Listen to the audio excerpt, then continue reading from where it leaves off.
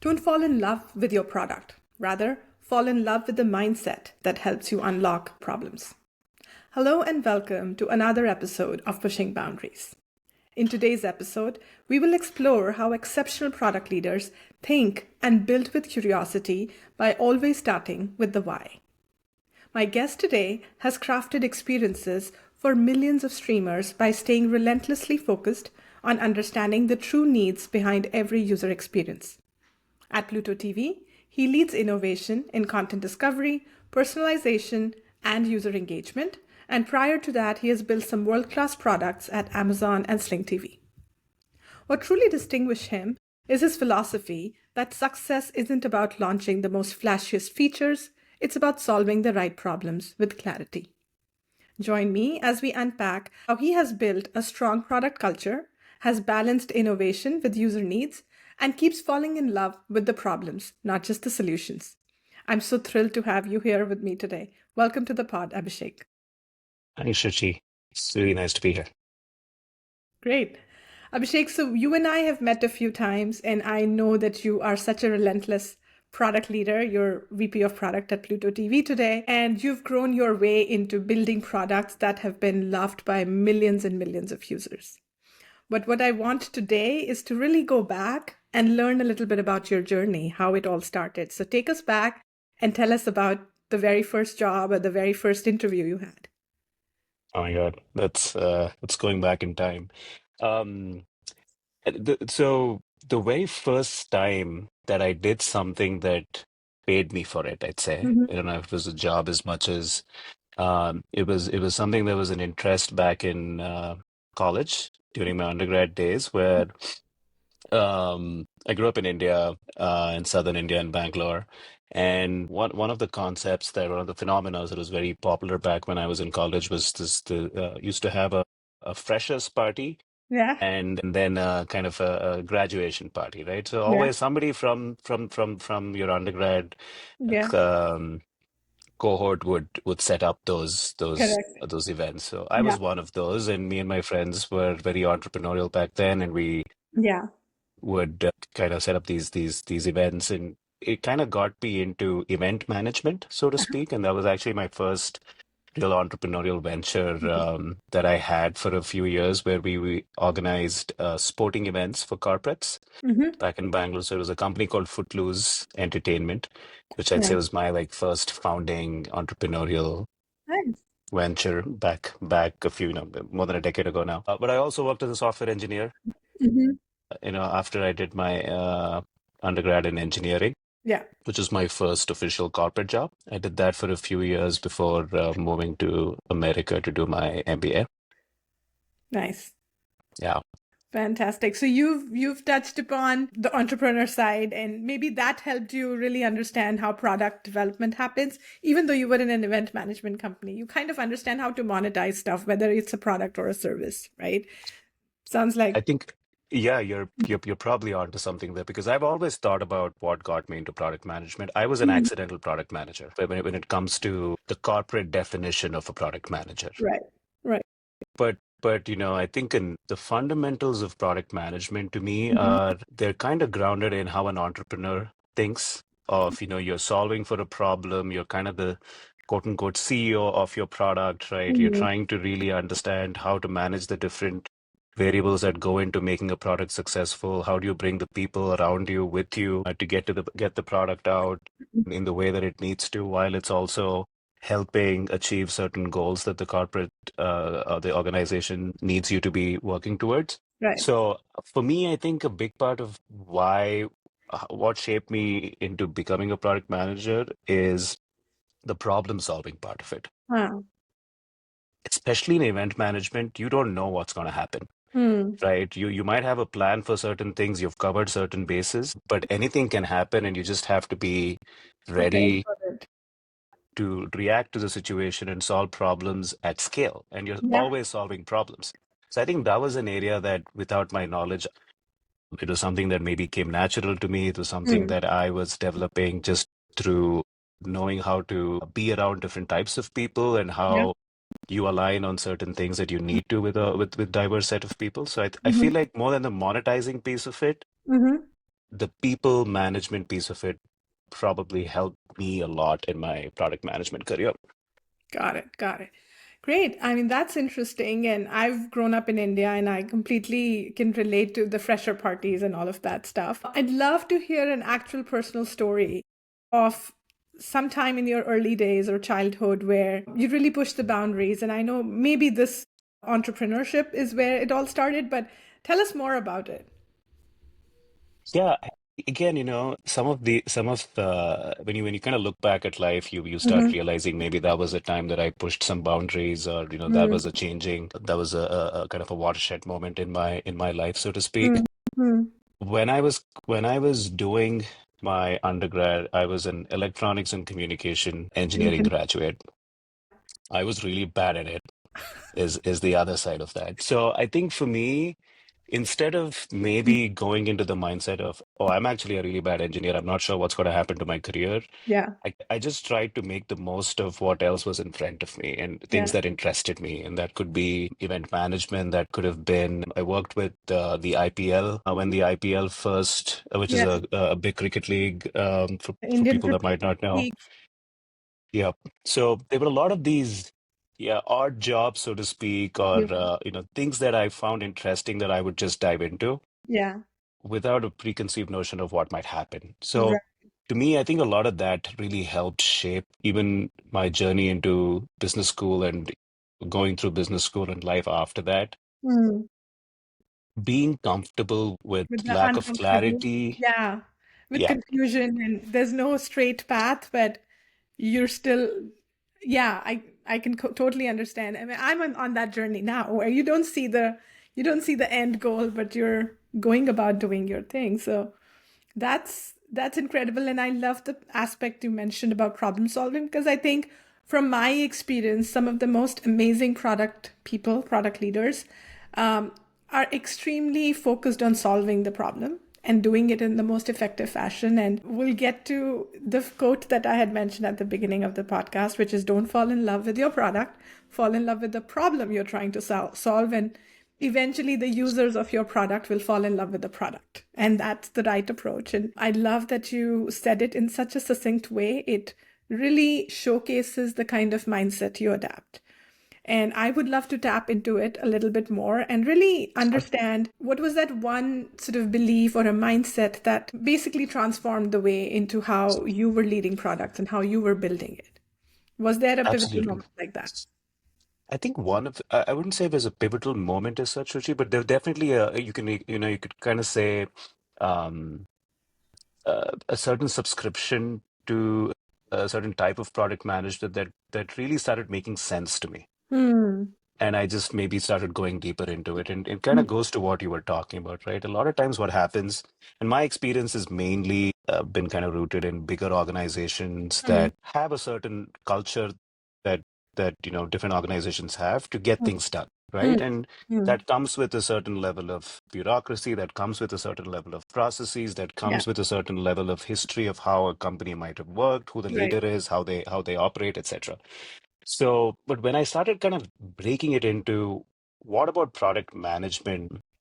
And again, as I Hmm. said, I was an accidental product manager. I Hmm. was someone that started at Sling TV, Yeah. where Sling TV was a really small kind of startup within the Dish Network ecosystem. Yeah. Smaller team that was building something cool. It was a new thing in the industry. It was challenging how legacy media Yeah, operated, because etc. Right? streaming was pretty new back when Sling TV, people were scratching their head on what the hell is streaming? Like, why would you watch it on the internet? I remember that. Exactly. Yeah. So we were all just part of that change. Yeah. And a product manager or a partner manager or a marketing manager, it didn't really matter Hmm. your title. You were just part of Yeah. this really kind of paradigm changing product or company, and you Yeah. did what you had to do to keep Yeah. moving forward. Yeah. Then you started realizing, oh, it looks like this team seems to be doing functions that is called product management in a lot of other companies. So let's call them product Mhm. managers, and let's create more structured Yeah. organizational outlook to the Yeah. to the teams, right? So kind of coming back to your question on for me, one thing I realized maybe very early, but I didn't know how to articulate it, is especially in product management, I Mm-hmm. think all problems are people problems in the end. Mm. And that could be your end consumer that's using it. It could Yeah. be your end customer that's using it, which, could be different stakeholders depending on the product. It could be who you're working with around Mm-hmm. you to make progress on the product. So Yeah. very early on, I realized that it's important to bring people together Hmm. when you're a product manager. It's a team sport. Hmm. It's not an individual sport. Hmm. It requires a certain level of synergy between stakeholders to continuously make progress and build good products. Right. So I think that specific piece, I'd say, was something, as I started spending more time as a Hmm. product manager, and now there is a lot more literature out there about product management, Yeah. and there's a lot of great people that have done a good job of documenting what product management is and how it should work, or what are best practices, etc. And Marty Kagan was someone that in my kind of initial days of product management, was someone that I really understood. Like, I felt like he was talking to me. I felt like his literature made a lot of sense to the problems me and my Mm-hmm. team were running into on a day-to-day basis. So if I had to summarize it to, who changed my outlook of product management, so to speak, I would say maybe one of the first few people that I looked to and Yeah. being like, okay, that makes sense to me, was Marty Kagan and Yeah. a lot of his work. Yeah. And we started then working, as while I was at Sling TV, we worked closely with his company and just, tried to unlock a lot more of what should product management be for the Yeah. organization. Yeah. Which then, I've kind of been one of those nerds, I'd say, around product management, just trying to Yeah. understand, how are people articulating what product management is, and does that Mm. make sense to me based on my own experience? Right. Right. That's fantastic. And it's a very, very different outlook on product management, because a lot of people that I have spoken to in the past really go down to, oh, there is a business that can be built out of this, and we need to create a flashy, shiny object and a product that can cater to the needs of the people. And so people are part of the ecosystem, but it sounds like you're saying people are the core focus. And it goes right. And I would love to see if you're saying end user as the people here, or also your team as the people, because at some point they will be the end user, right? Your own team is also watching Pluto TV. I'm watching Pluto TV, right? So break it Absolutely. down for me. Tell me, what set of people are we focusing more on, and how did that help you build some of these fantastic product initiatives at Pluto? Absolutely. I would say the two aspects of people that you brought are two pillars, maybe to a Mm, certain extent, which is the end user is one pillar, and the people, or and whoever the end consumer is correct. that is using your product, is one major stakeholder. And we can go into in depth about on that piece, Shuchi, which is kind of, I think, more so what we're talking about when we say don't fall in love with the product, fall in love with the problem.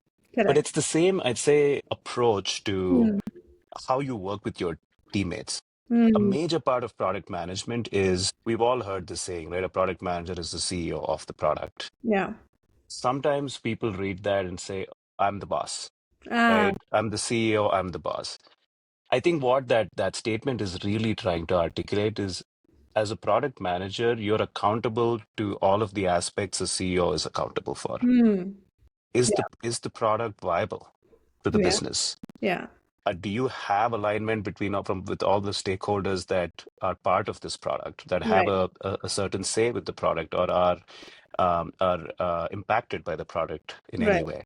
Right. Right. So you kind of, you as a product manager, you can't just come up with products and say, hey, I built a product, now marketer go sell it, or Yeah. salesperson go figure out a customer, right? It has to be a cohesive, Correct. so that's also what I mean by all problems are people problems, is you have Mhm. to understand how to work with the different stakeholders, and it's Correct. different for different problem sets. So Yeah. that's the kind of the philosophy that I try to imbibe on a daily basis when I work with my Mhm. team, right? Is, in the end, Yeah. there's a person, human being on the other side. Correct. Be aware that there's a human being on the other side, and work knowing, being aware of Right. that reality, right? Right. Is one piece. Yeah. Coming back to the customer piece, I think this is another critical area that I feel like sometimes product managers or organizations don't give it as much importance as I think organization should give, which is sometimes there's a tendency, and maybe it's a human being tendency too, is you might have a problem because you're so close to your part of the product or your part of Yeah. the company that Yeah. the function that you're part of, Yeah. that you're constantly thinking of solutions to close that gap, right? Like there is a problem. It could be that as a marketer, I'm not able to bring in the most valuable users, and you're Hmm. constantly trying to solve that problem in your head, Hmm. that you tend to speak to the organizations in a solution From your point of way, view, because from your point of view. you're looking at it from one lens. Correct. Exactly. Correct. So I'm sure you've been in situations, Yeah. I'm sure people can relate to this, where a leader has come up to a team and said, we need to build this feature, Yeah. right? And Yeah. that's the starting point. Yeah. And everybody says, okay, this is the feature. What do you really need in the feature? You Yeah. start going down the checkbox items that people go through, right? Are the requirements in place? Have you figured out all the impacted teams? Who needs to get together to take this to the next step? Yeah. But we've forgotten the most important step here, which is, are we all aligned on what problem this product is supposed to solve? Yeah. Because if there isn't alignment there, to your point on everybody has their own definition of that problem, you might not be building a product, like the different teams that need to work together Yeah. might not be building a product that's truly rooted in the problem that the first person that came up with the feature was trying to solve. Correct. Yeah. So I think that's the piece where some people are, especially again, maybe this is a bigger organization phenomena as well. I Mhm. just don't have the experience of working in smaller organizations to be able to confidently know that it happens there. It happens in smaller Sure. organizations exactly the same way. Alignment and especially at executive level, every org leader, as I've been a part of it, has their own agenda, so to speak, Yeah, and has their own mandate to meet. And so their vote for a feature or a product is based on how does it benefit what they are set to do, right? So sorry, 100%. go on, but No, I mean it is truly important to understand that we as people complicate things way more than it should be. I think that's the line right there, Shuchi. To me, sometimes, when people are like, it's very difficult to explain what a product manager does. Yeah. I don't think it is difficult at all. Yeah. In fact, I think it's extremely easy to define what a Mm. product manager does. And it goes to what we were just talking about, right? And this is something I tell my team all the time, where we might have a situation where, for your point, a mandate or however you want to define it, that we are Yeah. we are going towards building a specific feature. My message to my team is, irrespective of anybody else coming up with a feature, it Mm. is our job to translate that into a problem before Mm. we talk to the rest of the organization. Mm. You might hear that, hey, we need to build feature A from a Yeah. leader, or maybe Yeah. the CEO comes up with it and says, you have to Yeah. build this feature, right? Yeah. The product management team should take the accountability and the responsibility of translating that feature request into problems Yeah. and start talking to people around you saying, hey, this is the problem we are trying to solve. Are we all on the same page? Correct. And you'll be surprised, Yeah. more often than not, you're not on the same page. You never understand. Exactly right. So that it's such a simple step of validation when you really think Yeah. about it, right? When you break it down to the Yeah. simplest of steps, right? Of, Yeah. oh, are we all on the same page on what problem we're solving? But like, it doesn't happen as much as it should in Yeah. organizations. People don't spend the time to really align on the problem that you're trying to solve. We're Mhm. we're all kind of, 5 steps ahead trying to figure out how to get to delivery of the Mhm. feature. I think this is another aspect, when you kind of look at literature, right? There's product discovery and there's product delivery. Yeah. I think as the degrees of separation increases between the kind of the literature and how people read it, you Yeah. kind of lose the why behind it. Correct. Why is discovery and delivery happening in a certain way? Yeah. Why is discovery needed, and how does that help product delivery, right? Like, again, this goes back to knowing the why behind everything that you do as a Everything. product manager. It makes it much easier. Yeah, and I love that approach. And I think sort of really taking away from what you're saying is one, understand the why you're building a feature or building the product to begin with, and also reverse engineer and list out the problems you're building to solve for. And when you start listing out, it turns out your list of problems could be different from the other stakeholders' list of problem. And then you have to prioritize and see what makes most sense for the company to invest in. Because more Absolutely. often than not, there's only a certain budget, there's only a certain set of team members. you can only do so much. So you can't possibly solve all the problems that everybody lists out, right? So 100%. prioritization is another big part of it. And for you to get spot on, right? And I think for you to prioritize, you need to have a really good understanding of what problems you're solving, Mm, who you're solving those problems for, correct. and Yeah. what is the point of solving that problem, which to your point goes back to how does this impact the goals the company has in front of Yeah. front of it, or the metrics that you're trying to influence, right?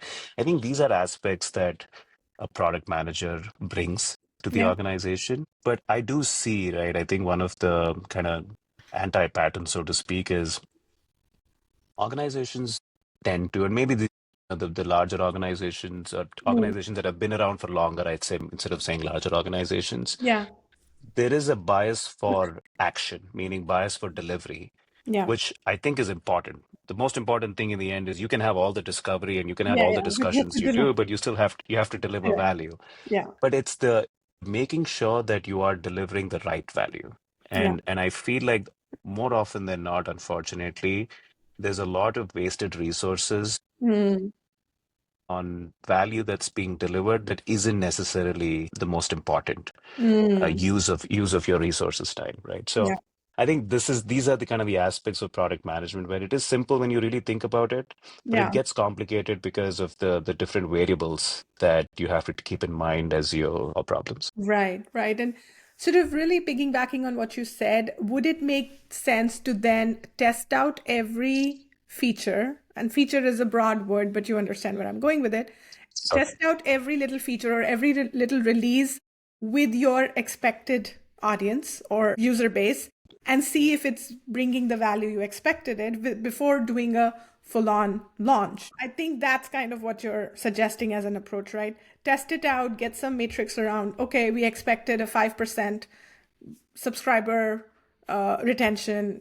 It turned out to be 7%. Great, let's go for it. Or it's much lower than what we expected. Let's pull the, right? That's kind of what you're mentioning. that's definitely a big part of it. I Mhm. think kind of going to the tactical steps, right? Like Mhm. quantifying anything that you're doing, Hmm. any kind of the overarching message sometimes I give to my team is whatever you're pushing to production or whatever Hmm. you're releasing, try and quantify it. So to your point, run experiments Hmm. to be able to know, okay, what could be the benefit? Like you have a hypothesis. Yeah. Now you need to prove that hypothesis or get more information to support that hypothesis. And Yeah. experimentation from in your example is one way to do that, right? Yeah. Again, I want to go back to okay, why is experimentation important? Hmm. Why is talking to your specific customer important? Hmm. Why is really aligning on the problem important? Hmm. What the way I look at it is, you're in a business where there is it's a risk reward business, Hmm. meaning you have ideas for features. Yeah. You feel these features will bring certain benefits to the company, certain benefits to the user because of Yeah. the problems you're solving, or whatever it is that feature Yeah. or that product needs to do. Yeah. But it's until you actually see the results, it's a bet. Yeah. You're taking a bet and you're trying to assess if this bet is a good bet or not, Yeah. right? You're taking bets at scale is what Yeah. product management is what feature development is. Hence the terminology that says fail fast, right? Yes. Fail forward, which Correct. is how quickly can I go through the bad ideas And to then get just to the right rule it idea? out. Correct. Correct. Exactly. So to me, again, to your question on should you be testing every small feature before it goes out? Maybe if you have to make a broad statement, I'd say yes. If you Hmm. can, please do it. If it's not expensive, Then try do. and quantify everything that you can Hmm. do. But I'd say the bigger thing for me, the bigger message I'd have there is figure out the risk. Hmm. If you can make a change where Hmm. you and the stakeholders around you are very confident the risk is super low, Yeah. then you kind of have to ask yourself, is it really necessary for me to test it? Hmm. Again, this is it could be a controversial statement, what I'm saying, right? But because it is subjective on what risk could be Yeah. versus what it couldn't be. But there are certain things that you don't have to test, especially if it's expensive Hmm. to run that experiment, or it takes time, or the time Yeah. to market might get impacted, or whatever it is. If it hits your Right. bottom line, just think about it a little more than I Yeah. just need to run an experiment. Because Yeah. that's something that I see with product managers, even on my own team sometimes, is there is one school of thought that says, I don't really need to test it. I know this is going to be good. Mm. Let's just push it out. Yeah. And then there is another side which says, I'm a product manager. I need to experiment every single time Everything. Yeah. I launch a feature. I need to Yeah. quantify it. I would rather take the measure everything before you launch Yeah. if I had to choose between the two options. Yeah. But in the end, we are doing all of this to assess risk.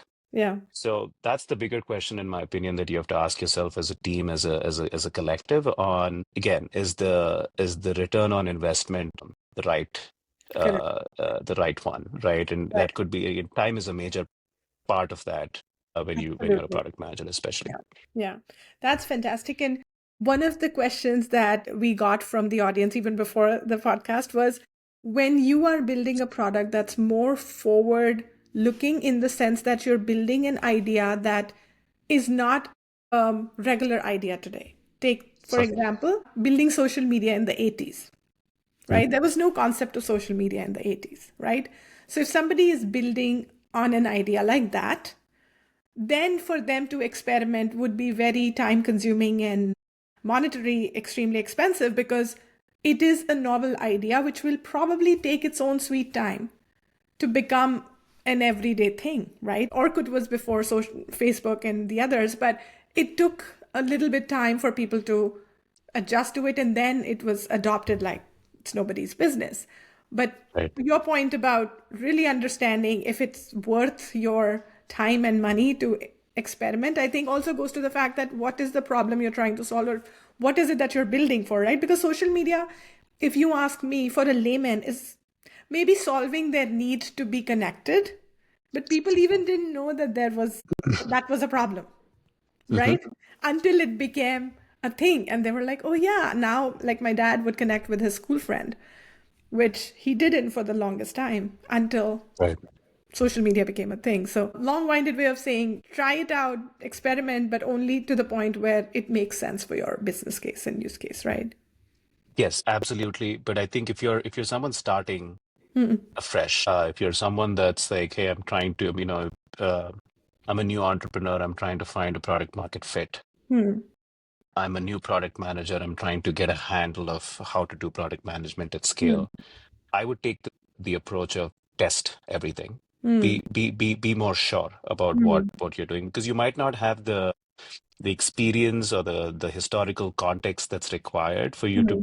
to know that the risk is low, right? Mm. And if you've been in streaming long enough and you're trying Mm. to build a very fundamental feature that exists everywhere, and Then, yeah, then you know the risk is low, no, go ahead, launch it. yeah, Don't spend too much time thinking about, was this a good idea or a bad idea, mm. right? Like, you can make certain decisions because the risk is low. Yeah, But if if you're looking for a rubric, if you're looking yeah, for a framework, yeah, then measuring everything before you ship, to me, I yeah. think, is the right thing to do. Mm. And kind of going back to experimentation, right? And your point on if it's a novel idea, if it's an Mm. innovative idea, how Mm. do I really know if this product has legs? I Mm. think this is the problem that has been, to me, there are solutions for it that have existed for as long as you can go in history, right? Like, there's going to be an early adopter to a product, whose needs you'll first cater to, because there Mm. is a problem that you're solving, which then slowly people around the early adopters Everybody start takes on it. understanding that, oh, I have this problem too, or it's manifests itself in different Yeah, ways. And so your early adopters are critical. This goes yeah, back to, I know we've spoken a lot about identifying the problem. yeah.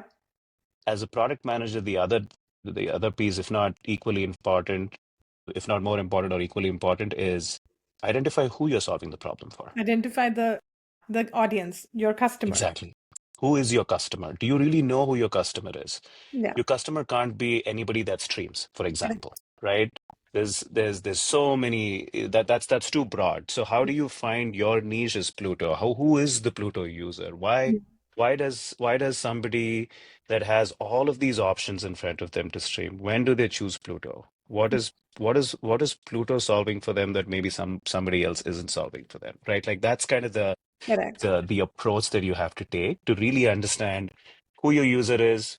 In fact, I would say who your user is maybe more important to know what the problem is, Then right? Because it because it then you has to will be also narrow down on the problem once you narrow down on who you're solving for. Yeah, They will tell you that that's the most burning problem they have, right?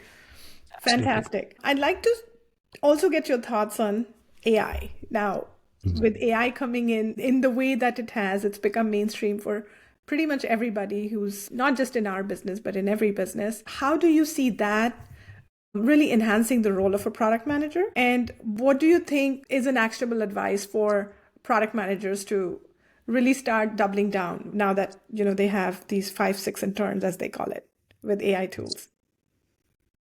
My my take on AI is that it's only a positive for product managers. Mm-hmm.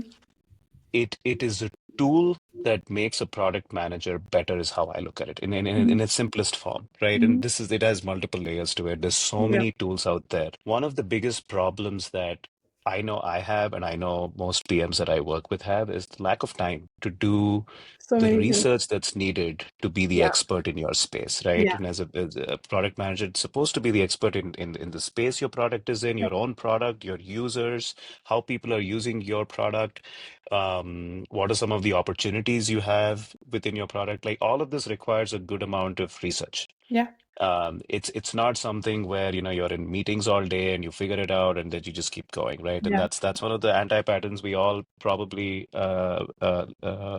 see and are part of, which yeah, is there's just no time to do the work. yeah, AI to me solves that problem significantly, yeah, right? That there's so many tools out there to help with getting going back to the risk that we were talking about, right? yeah, The more information you have, the more risk averse you can be, because now you have more context, you have more information, you have more data, you have more insight to say, okay, this direction versus another direction. yeah, AI to me just makes all of those decisions a lot easier at this point. And I'm just using AI in a very generic yeah, form. yeah.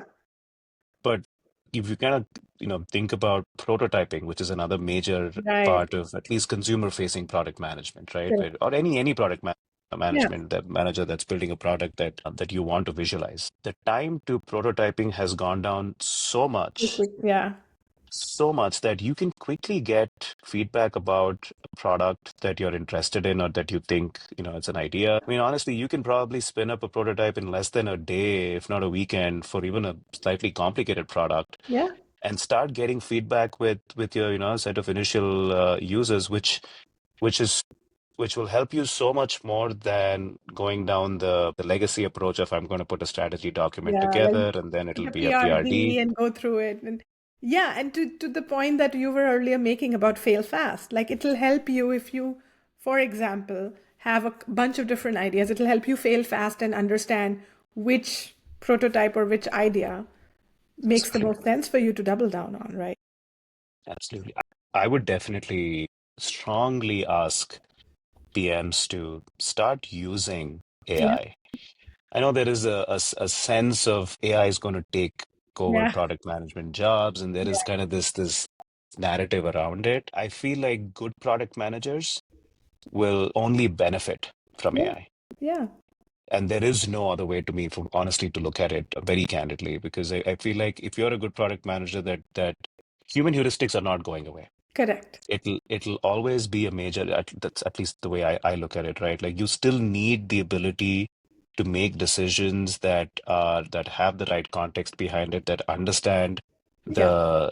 the variables that are changing so rapidly that you can't just depend on AI solving problems for you. Yeah. I will say, if there are, I shouldn't say busy work, but let's just say busy work for a second, right? Like, if you're in an organization and you're a product manager, you're probably spending a lot of time in meetings. You're probably spending a lot of Mm. time dealing with organizational overhead of ticket Yeah. creation and reporting Yeah. and how do I status updates and all of that.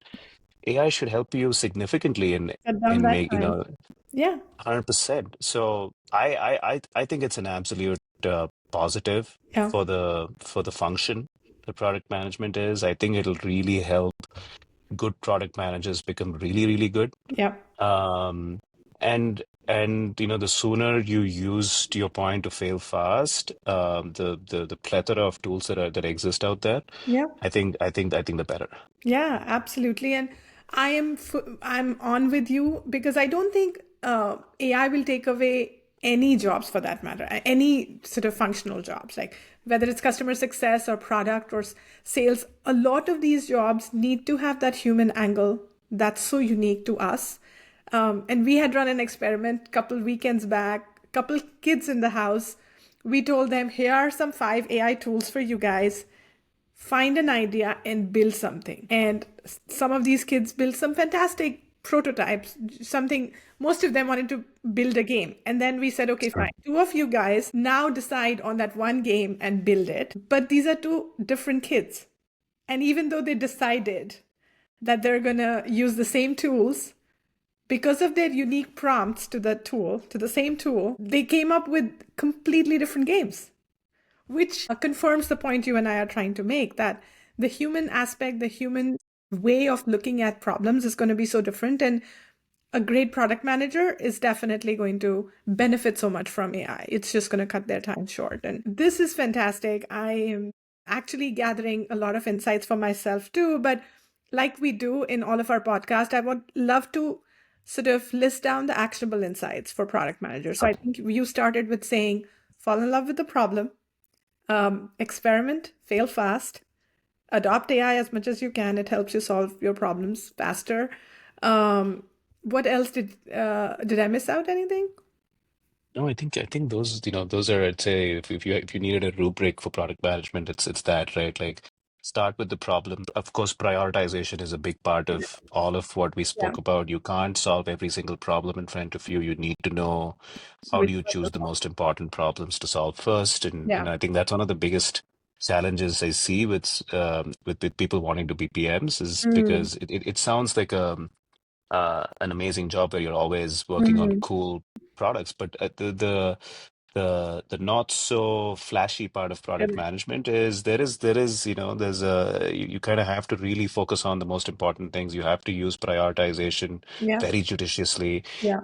So those are the, I think, the prioritization, I'd say, is another area which kind of falls into everything we've spoken about. Right. It's an important output, Yeah. but how you prioritize goes back to, use AI, get better at your on understanding your product, Yeah. understanding what problems are the most important for your users. Right. Use all of this to assess risk and Yeah. fail fast. Absolutely. That's brilliant. Now we'll get to this other section of the podcast, which we call reflections, where Sure. I'd love to ask you a few questions and to really reflect on your journey. So the first one is, what's the one piece of advice you wish you had received at the start of your career? Oh wow. To be honest, I don't know, Shuchi. And I think there's reasoning behind that. I'm someone that doesn't necessarily spend too much time thinking about the past. Mm, It's a lot of what's next and mm, what I can do now. And the reason why I bring that up to your question too is I've never gone back and thought about my career in a way of what if mm. this or what if that. I'm glad everything that's happened to me. Yeah. I'm glad every mistake I made, Yeah. because I think that has helped me be more sure about what I want and what I don't want, how I Mm, want to do, how I want to be a professional versus not, how I want to evolve my mm. career versus not. And this probably expands to my personal life as well. But Yeah. there isn't necessarily a specific. I don't think I would have been any wiser if somebody had told me something Something. when I was younger, to be honest with you. I think I'm just that person that, I use the Live in best the judgment I moment. can.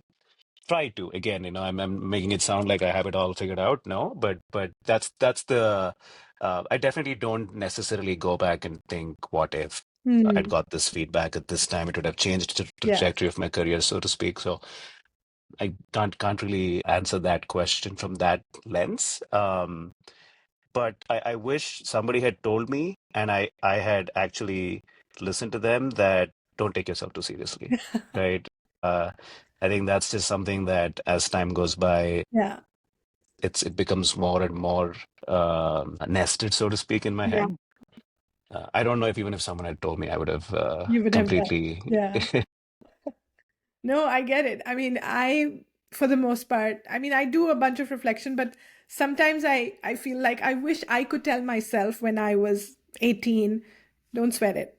It's all going to be Yeah. fine. Just keep doing your work and trust it's all going to work out. And I say that to me even now because I'm like, oh my God, when I'm going to be 60, I'm going to be like, what were you stressing about? Like, it's all going to be fine, right? And that's my favorite piece of advice that, if I could go back in time and tell myself, or if I could tell somebody much younger, it's like, don't sweat the small stuff. Just keep doing what you're doing. And I believe in that strongly because I think 100%. yeah, goes with what I've learned through Gita as well, which is a sacred book that I refer to a lot. It's like karm karo and halki ichha mat karo, and which basically translates to just do the action and leave the rest, and things fall in place eventually. Great. Absolutely. The other question I wanted to ask you was, again, it's reflection, so it is about the past, but answer it Sure. however you want to answer it. What do you think has been the most defining moment for your professional journey so far? And how has that shaped you? Hmm. It's a great question. I don't know if I've reached the defining moment of my professional journey, to be very honest with you. I think there's still a lot I can do. And maybe to your point, it kind of goes back to the answer for the first question, Shuchi, is that it's there's not a lot of reflection in general. Hmm. It's more I try to focus on what are the areas I want to focus on. Hmm. Right. And being very sure of the areas I want to focus on. And this is something that I'm trying to do in my personal life as well, is it's kind of product managing my life, I guess, in a way. It is failing fast, so you kind of know the things that you don't want to do, Yeah. no, you don't Yeah. want to do, or you don't Yeah. want as part of your, Yeah. who you are, Yeah. and getting to that piece that that is part of you that you want to invest in, Yeah. right? So I think it's a little bit of that where I'm constantly the small things, right? And focusing on that and getting that done is where I tend to spend a lot of my time. So from a defining moment standpoint, I think I used to be someone that had these lofty goals, right? Meaning, and I, Hmm. I say lofty with, I'm underlining lofty with, it's Hmm. a broad definition, Hmm. which is I want this at the end of that, Yeah. or I want to be here by, By this and time I frame. want to do this. I think that part of it is kind of not necessarily how I look at life anymore. It's Hmm. more,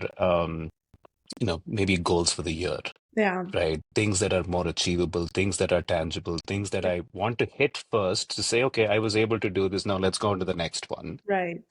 versus trying to maybe think of a defining moment. Because for me, no one knows what's happening tomorrow. Yeah. I think COVID, if you had to ask me what changed my perspective, Yeah. if I rephrased your question a little bit to what changed my approach to career and life, I think COVID was one of Hmm. was that, where things changed so quickly and Yeah. nobody had control over it, that Yeah. it furthered the fact that kind of the point you were making earlier, right? Like focus on what you can control and the rest is the rest.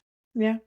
So that's I tried hoping to try to keep that in mind as I move forward. I mean, there are good days and bad days there, Yeah. but that's kind of how I'm trying to live my life, both professionally and personally, I guess.